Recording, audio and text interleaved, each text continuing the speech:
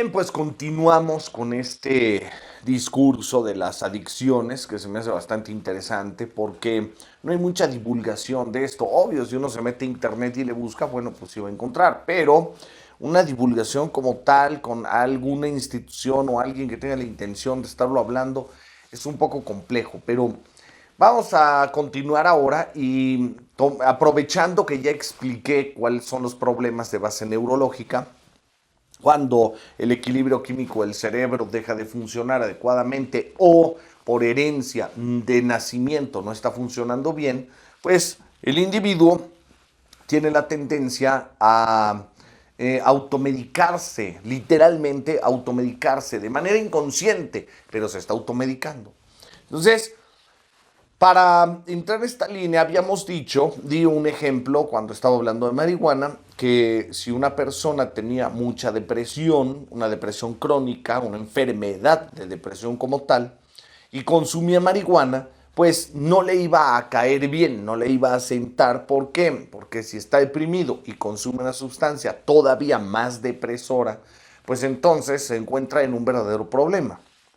Pero si tenemos por el otro lado a una persona con ansiedad, con euforia, con episodios bastante activos, psicoactivos, y consume cocaína, por ejemplo, crack, metanfetaminas, pues el cerebro se va a hiperactivar a niveles bastante disfuncionales, al punto que el mismo individuo va a rechazarla. Por eso usted va a notar que hay personas, como dije en el segmento anterior, hay personas que dicen, a mí la cocaína no me sienta bien, prefiero la marihuana. Y hay personas que dirán, yo prefiero la heroína y no la marihuana. Y hay gente que prefiere el alcohol, porque el alcohol es una droga tremendamente poderosa, aunque la sociedad lo acepte. El que la sociedad esté de acuerdo en que el alcohol se puede consumir y tener una venta libre, no significa que no es una droga, igual que el cigarro. Entonces, para avanzar y aprovechando esta explicación que ya di, valdría la pena profundizar nada más en que podemos tener un mismo efecto con una persona droga adicta, un mismo efecto, es decir, necesita consumir cocaína, y no por eso obligatoriamente tiene un desorden neurológico. No. Puede ser que consuma cocaína desde el problema de la personalidad adictiva. Entonces tenemos a un paciente con un mismo síntoma que puede tener dos causas distintas: la personalidad adictiva o la base neurológica. ¿Cómo podemos determinar esto? Tienen que acudir a un profesional, definitivamente. Y el profesional tampoco se puede sacar de la manga el diagnóstico. Si un profesional dice que el problema que tiene el adicto es de base neurológica, o sea, el cerebro no está funcionando adecuadamente con sus elementos químicos llamados neurotransmisores, entonces, si no está funcionando bien el cerebro, debe practicarse los estudios médicos correspondientes para determinar cuál es el problema exacto a nivel neurológico que está llevando al adicto a un episodio de automedicarse por sus efectos psicológicos. Es decir, si por dar un ejemplo tiene problemas con la serotonina y la dopamina, puede ser que el individuo caiga en depresión. Entonces, este trastorno, esta disfuncionalidad cerebral provoca un efecto psicológico que es la depresión. Y el adicto trata de automedicarse consumiendo cocaína para levantarse. Esa es la línea, esa es la ruta. Ahora, lo vamos a ayudar, vamos a intervenir para pues ofrecerle la ayuda al adicto. ¿Cómo se hace? Pues primero nos acercamos a un profesional para que en un primer acercamiento entienda en el adicto si hay posibilidades, es decir, si puede tratarse de un candidato a estudios médicos para detectar un problema neurológico y entonces darle atención psiquiátrica. Se le tiene que quitar el consumo de la droga y entonces dar un tratamiento psiquiátrico que le haga más llevadera, más suave esta etapa de síndrome de abstinencia o síndrome de supresión. Es decir, cuando un adicto suspende la sustancia que está consumiendo, entra en un problema de, vamos a decirlo así, regular el equilibrio químico del cerebro. Entonces, por ejemplo, el consumo de cocaína. El consumo de cocaína provoca que se vacíen totalmente las pozas o las vesículas que se cargan de dopamina en las neuronas. Cuando éstas se vacían, el cerebro entra en una disfuncionalidad y recuperarse tiene un proceso, tiene un tratamiento, tiene un periodo, a veces largo, donde en este periodo el adicto, por falta de estas sustancias químicas que el cerebro ha dejado de producir por el consumo de la cocaína en este ejemplo, entonces no va a poder regular sus emociones y va a tener crisis muy fuertes de rabia, crisis de ira, crisis de depresión, de ansiedad, de paranoia, de pánico, crisis de angustia muy potentes. Entonces no podemos someter a un adicto al que dijimos que le vamos a ayudar, pues no lo puedes someter a una problemática tan fuerte, a querer que logre dejar las drogas sin ningún apoyo psiquiátrico, porque esta ansiedad, esta rabia, este pánico lo va a obligar literalmente a continuar con el consumo para sentirse mejor y estabilizarse y adaptarse al medio. Entonces, para que esto no suceda, el adicto, tanto neurológicamente hablando, tanto de base neurológica como el adicto de la personalidad adictiva, dependiendo del tiempo que tenga consumiendo el de la persona adictiva, dependiendo de esto, va a necesitar tratamiento psiquiátrico prácticamente de forma obligatoria.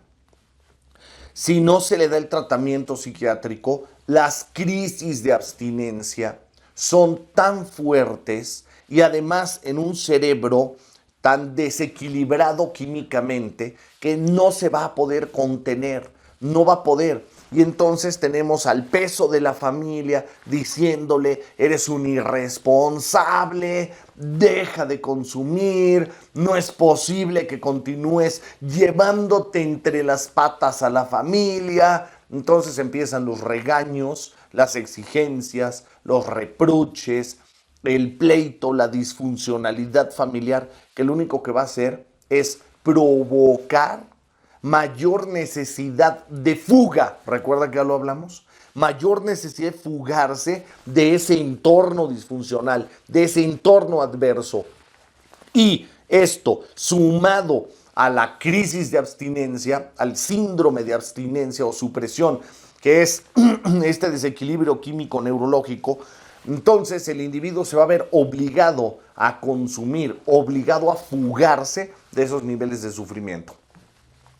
Por eso necesitamos entender cómo sería un tratamiento, una prevención de la personalidad adictiva y un tratamiento ya de una persona que no tiene personalidad adictiva y ya consume drogas. Necesitamos entender un tratamiento para tratarles de ayudar. Lo primero que vamos a hacer ahorita, antes de entrar a los 5 puntos para ayudar a un adicto, que van a ser en el siguiente segmento, necesita usted más o menos entender de forma muy básica, porque si no el curso se haría eterno, este video se haría larguísimo, nada más con cada sustancia. Pero como no es la intención en esta ocasión, valdría la pena que usted conozca más o menos, no exactamente cada droga, pero sí en cómo se catalogan las drogas. El catálogo de drogas, que se divide en 3 grandes y gigantescas columnas, donde se pueden meter a la totalidad de las drogas conocidas hoy. Entonces, con esto usted se puede dar una idea bastante clara de cómo van funcionando, qué es lo que va pasando, y cómo asistir a una persona que pues necesita ayuda realmente en este mundo espantoso, infernal de las adicciones. Y bueno, con lo que me gustaría empezar ahorita es entender que nuestro cerebro, muy básicamente, funciona con sustancias químicas activadoras y sustancias químicas inhibidoras. Entonces, por ejemplo, sustancias químicas activadoras, como la dopamina, por ejemplo, que activa, o sustancias, o la acetilcolina, por ejemplo, o las inhibidoras como GABAs, por darle a usted un ejemplo. Estos polos del cerebro activador-inhibidor nos permiten funcionar en múltiples sentidos, desde formas biológicas hasta cuestiones psicológicas. Por ejemplo, usted puede recibir un alto nivel de estímulo de actividad cerebral con una ofensa, con un grito, en un momento de peligro, y muchos elementos inhibidores que puede disparar la razón, solo el uso de la razón, lo va a mantener ecuánime en un momento de peligro. Y gracias a eso usted podrá tomar una muy buena decisión. Pero estas drogas se van a dividir igual porque funcionan básicamente así con el cerebro. Entonces vamos a poner primero la palabra drogas arriba y hacemos una división abajo de las drogas, una división para dos lados. Y entonces comenzamos a entender que hay. De las drogas vamos a hablar ahorita de dos primeras columnas. Las drogas o las sustancias químicas que son activadoras y las sustancias químicas que son inhibidoras o depresoras. Eso necesitamos ponerlo también, abajo de inhibidoras, depresoras. Entonces ya tenemos activadores o abajo de activadores estimulantes. Entonces son activadores estimulantes o los inhibidores depresores. En la columna de los estimulantes vamos a hacer una subdivisión. Primero le vamos a poner inciso A, y en esta forma de lista en el inciso A ponemos los estimulantes. En el inciso A son estimulantes mayores, los estimulantes muy fuertes, muy potentes, que se llaman estimulantes mayores. Los estimulantes mayores son cocaína, crack, éxtasis, MDA, por ejemplo, esas son drogas de diseño. También tenemos ahí mismo en los activadores las anfetaminas y metanfetaminas. Esos son los estimulantes o activadores mayores en el inciso A. Ponemos ahora el inciso B, porque esto le puede sorprender. Increíblemente, pero activadores menores, porque así se llaman, activadores menores, vamos a poner la nicotina, o sea, el cigarro, y la cafeína, que son drogas menores, pero son activadores. Ahora, estas drogas que estamos explicando ahorita son activadoras para gente que tiene problemas psicológicos o neurológicos que dan un efecto psicológico de timidez, por ejemplo, de vergüenza, pena, depresión, pereza, apatía. Hay un problema neurológico también, un problema que hay que atender un médico psiquiatra, una cosa que se llama distimia. Y esta distimia es una pérdida de interés a todo, a prácticamente todo. Una persona distémica, por ejemplo, si consume cocaína, va a empezarse a mover con más fuerza, tiene ganas de hacer ejercicio, puede impulsarse a montar un negocio, igual que sucede con una persona con problemas de depresión, apatía, timidez, pena, inseguridades. Gente que la depresión no le deja concentrarse o la pereza no le deja concentrarse, con el estímulo de la cocaína o el crack, por ejemplo, puede encender su cerebro. El cerebro se va a activar a niveles muy poderosos. Ahora, estos activadores o estimulantes tienen un problema. Nos hemos enfocado a hablar mucho acerca del cerebro, porque de eso es este diálogo en específico. Sin embargo, daña a muchas otras partes del organismo. Para empezar entonces, los activadores no nada más van a activar la capacidad de percepción del cerebro, sino van a activar el ritmo cardíaco, porque al activar el cerebro se activa todo el organismo. Entonces puede llevarlo a elevarse un 27% por encima de la norma el ritmo cardíaco. Esto provoca que la irrigación sanguínea sea muy potente en todo el organismo. Y entonces entramos a los riesgos donde la gente muere por sobredosis o provocan daños cerebrales por sobredosis. Estos daños cerebrales son porque este incremento de la irrigación sanguínea por el palpitar del corazón a niveles 27 veces arriba de lo normal, que además levantan un peligro de infarto verdaderamente importante. Pero no es solo esto, sino que además esta presión sanguínea lo que hace es que dilata todas las arterias por donde irriga sangre el cerebro por dentro de él. Entonces hay y puede haber derrames cerebrales, infartos cerebrales, que es donde empiezan los problemas muy fuertes. Pero la cocaína, crack, éxtasis, por ejemplo, MDA, así se llaman y tienen muchísimos nombres también coloquiales. El cristal, por ejemplo, que es la metanfetamina. Crack es una piedra derivada de la cocaína, que se llama crack porque en inglés es el sonido de tronido. El tronido es crack. El crack es una piedra que como viene de la base de cocaína, esta piedra, pero que está más hecha como de bicarbonato de sodio, entre otras cosas, se endurece y esta se tiene que calentar. Cuando se calienta, empieza a tronar. Por eso se llama crack. Empieza a tronar, crack o piedra. Y cuando empieza a tronar, se libera el humo, digamos así, se está evaporando, se escapan estos vapores que contienen la sustancia pura de la cocaína. Esta se inhala y entonces automáticamente genera que el cerebro, entre dos neuronas, y vamos a borrar estos diálogos, vamos a poner un ejemplo sencillo. Ponemos aquí una terminal de un axón, que una neurona tiene un cable largo, haga de cuenta usted, que es el axón, y se conecta a otra neurona. Las neuronas intercambian elementos químicos. Entonces tenemos aquí una punta de un axón y vemos ahí adentro cómo tiene las vesículas. Son esas bolas que está observando usted que están llenas de puntitos. Esos puntitos, por ejemplo, son dopamina. Cuando la cocaína hace efecto en el cerebro, o bueno, en una situación normal primero, en una situación normal, el cerebro libera dopamina para poder producir una serie de necesidades adaptativas en la vida.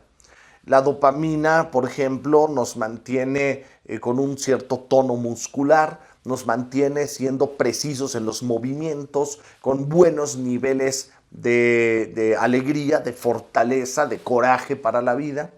No ira, sino coraje. El coraje es positivo, es para enfrentar la vida. Pero entonces, aquí vamos a ver que cuando se liberan las vesículas, llegan a la siguiente neurona. Puede ser una dendrita, puede ser otro axón. Vamos a simbolizar con otro axón. Llega al otro axón y entonces hay un intercambio ahí de elementos químicos. ¿Cómo es este intercambio? Pues vamos a ver ahí cómo los neurotransmisores, que son las bolitas que está usted viendo, salen y entran en los receptores de dopamina de la otra neurona. Pero si usted observa a la derecha, bueno, a mi derecha, hay otra terminal de una célula del cerebro que se llama célula glía. Son las células gliales. Ellas recogen la dopamina y se la regresan, son transportadoras, se la regresan a la neurona 1, la que está mandando la dopamina, para avisarle que ya pare. ya no necesitamos más dopamina. El individuo ya se está comportando bien, ya tiene tono muscular, ya está invirtiendo esa entrevista de trabajo de manera adecuada, sin miedo, sin inseguridad. Tiene suficiente fortaleza, suficiente seguridad. Entonces la neurona avisa que ya no más dopamina, porque si se le pasa de dopamina, entonces el individuo se pasa de coraje a ira. Y entonces está sentado en la entrevista de trabajo y en lugar de hablar muy firme, muy buenas tardes, ¿cómo está usted? Claro que sé hacer el trabajo. Ese sería un individuo más o menos en corte normal. Pero si la dopamina se pasa y continúan activados los receptores, liberando todas estas presiones internas de la neurona, entonces en ese momento tenemos otro problema fuerte, porque entonces con más dopamina, sin freno alguno, el individuo ya no va a hablar firme, fuerte, con seguridad, por ejemplo, y va a empezar a desbordarse en una ira. Le puede empezar a decir a la persona: ¿qué me ve? ¿Por qué me está viendo así? ¿Qué no le gusta lo que hago? Que aquí está mi currículum, que no entiende que es correcto, tiene que contratar. Y entonces empieza a desbordar. Si continúa la dopamina, el individuo empieza prácticamente a enloquecer. Más el desequilibrio de serotoninas y otras cosas. Pero entonces necesitamos a las células gliales para que éstas recojan los neurotransmisores de dopamina, se los regresen a la neurona 1 y le corte estar enviando a la neurona 2. Cuando esto sucede, esas vesículas, esas no se vacían de dopamina. Se quedan y regresa la dopamina ellas mismas con los transportadores y se quedan con un porcentaje de dopamina y seguimos funcionando pues para siempre. Ahora, cuando entra la cocaína, fíjese lo que hace, porque es básicamente lo que hacen las drogas estimulantes o activadoras. Fíjese bien, cuando entra la cocaína, que la vemos con ese triangulito ahí, ese triangulito amarillo es un tapón, tapa a la célula glia y no puede recoger a la dopamina para mandársela a la neurona 1. Entonces, la neurona 1 sigue enviando y enviando y enviando dopamina hasta que vacía las fosas o las vesículas. Termina por vaciarlas y quedarse sin dopamina. En primer lugar, aquí es donde empieza la muerte neuronal, porque las neuronas, haga de cuenta usted que es como el corazón, primero se van a infartar. Y es donde empieza un problema ya de disfuncionalidad fisiológica, química en el cerebro. Entonces, estas neuronas empiezan a morir, literalmente se rompen. Y entonces empiezan pequeñísimos, microscópicos a nivel celular, daños cerebrales, donde el individuo ya no vuelve a ser el mismo. Eso en el caso de que la neurona muera. Si las neuronas no mueren, de todos modos no tiene dopamina. Cuando pasa el efecto de la cocaína, fíjese con cuidado, pasa el efecto de la cocaína y esas neuronas ya no tienen dopamina. Pero entonces viene una cosa que se llama el efecto número 2. Por ejemplo, la cocaína dura más o menos alrededor de 60 minutos. El estímulo de la cocaína dura unos 60 minutos. Cuando pasa, el individuo no tiene ya dopamina en esas neuronas, pero el cerebro en el efecto 2, vea lo que hizo. Nuestro cerebro, nuestra biología es muy inteligente, muy sabia. Nosotros no retenemos, vamos a dar un ejemplo más sencillo. Es tan sabia la naturaleza que nuestro cerebro se da cuenta que hay una cantidad enorme, una cantidad fuera de lo normal que está emitiendo el cerebro en dopamina. Entonces hay tanta dopamina tan fuera de lo normal que el cerebro sabe lo que le puede pasar a un individuo que tiene una descarga de dopamina de ese tamaño. La aceleración del corazón lo puede llevar a un infarto, derrames cerebrales, infartos cerebrales. Entonces el cerebro lo sabe y le empieza a disparar una enorme cantidad de depresores para tratar de equilibrar el proceso en el cerebro, tratar de llevarlo a un equilibrio y que no se vaya a desbordar. Entonces, el cerebro emite todos los depresores, lo que va a producir, por ejemplo, miedo, depresión y este tipo de cosas. Entonces, ¿qué sucede? Cuando pasa el efecto de la cocaína, el individuo se queda sin la cocaína, sin dopamina y lleno de depresores. Entonces entra en crisis de paranoias, de miedo, pánico, depresión, no soporta el rebote que le está dando el consumo de cocaína, no lo soporta, no lo tolera y la única manera de salir de ahí es volver a consumir. Y entonces el cerebro vuelve a mandar depresores y trata de equilibrarlo y empieza un desorden, una disfuncionalidad que se le llama momento o proceso de tolerancia, el desarrollo de tolerancia. Es decir, el cerebro se hace tolerante.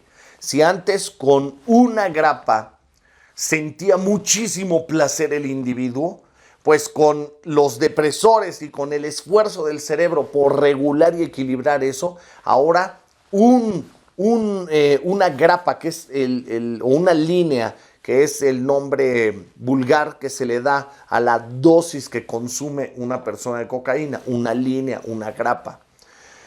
Si esta línea le daba 100 de placer, cuando el cerebro trata de regular todo este desequilibrio químico, ahora con una grapa o una línea ya no alcanza ese nivel de placer y todavía tiene o el miedo o el pánico, la ansiedad, y entonces necesita 2 dosis, 2 líneas.